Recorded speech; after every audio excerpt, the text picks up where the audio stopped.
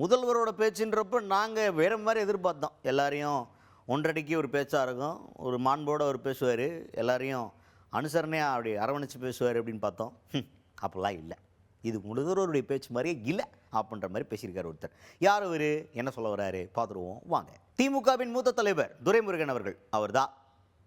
இப்போ அவர்கிட்ட என்ன கேட்குறாங்கன்னா, இப்போ சிஎம் விஜய் அவர்களுடைய ஸ்பீச் பற்றி தான் கேட்குறாங்க. இந்த மாதிரிலாம் சொல்கிறாரு, திமுக அட்டாக் பண்ணுறாரு அப்படின்ற மாதிரிலாம் கேட்கும்போது அவர் என்ன சொல்கிறாரு, நமக்கு சிஎம் ஸ்பீச் எப்படின்னா வேறு மாதிரி தான் பழக்கம்.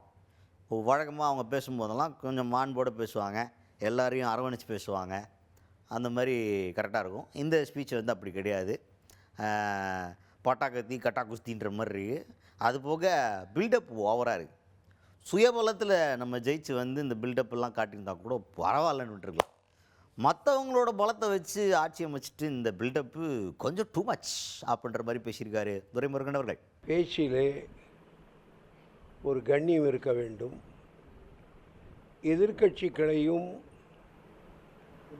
அரவணைக்கின்ற அல்லது அனுசரணியான ஒரு பேச்சு பேசுவது தான் இதுவரையிலே முதலமைச்சர்கள் பேசியதை நான் கேட்டிருக்கிறேன்.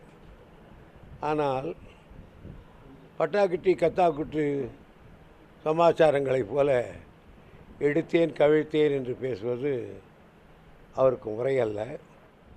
வெற்றி பெற்றவரெல்லாம் வீரர்கள் அல்ல என்று சொல்வார் கண்ணதாசன். ஆகையினால இந்த வெற்றி நிலையானதா என்பதை நீடித்து தான் பார்க்க வேண்டும். அதுக்கடுத்து தான் முதல்வர் விஜய் அவர்கள் அந்த ஸ்பீச்சில் பேசும்போது, இனிமேல் என்னோடய விஸ்வரூபமே வேறு மாதிரி இருக்கும் அப்படின்ற மாதிரி மாசாக பேசியிருப்பார் போல். இதை கேள்வி கேட்குறாங்க துரைமுருகன் ஐயாட்ட. அதுக்கு அவர் என்ன சொல்கிறாருன்னா, தம்பி நாங்கள்லாம் 7 ரவுடியை பார்த்த வைக்க அப்படின்ற மாதிரி பேசுகிறார். என்ன சொல்கிறாரு, நாங்கள் காமராஜர் அவருடைய விஸ்வரூபத்தை பார்த்துருக்கோம், அதுக்கப்புறமா எம்ஜிஆர் அவருடைய விஸ்வரூபத்தை பார்த்துருக்கோம், ஜெயலலிதா அம்மையாரோட அவருடைய விஸ்வரூபத்தை பார்த்துருக்கோம். இப்படி ஏகப்பட்ட விஸ்வரூபங்களை பார்த்தவங்க நாங்கள். இவர் ரூபத்தை பார்ப்போம் எந்த லட்சணத்தில் இருக்குன்ட்டு, அதுக்கப்புறமா பேசுவோம், ரூபமாம்ல அப்படின்ற மாதிரி பேசியிருக்காரு துரைமுருகன் அவர்கள். சபையிலிருந்து எதிர்க்கட்சிகள் வெளியேறுவது அவருடைய உரிமை.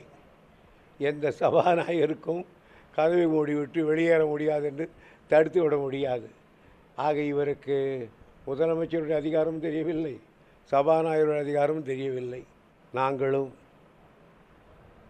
பெருந்தலைவர் காமராஜர் விசுவத்தை பார்த்திருக்கிறோம், பெருந்தலைவர் முதலமைச்சர் விசுவத்தை பார்த்திருக்கிறோம், எல்லாம் வல்லவனாக காட்சி அளித்த எம்ஜிஆருடைய விஸ்வரூபத்தை பார்த்திருக்கிறோம், ஜெயலலிதாவின் விஸ்வரூபத்தை பார்த்திருக்கிறோம். இவர் ரூபம் எம்மாத்திரம் என்பதையும் பார்ப்போம்.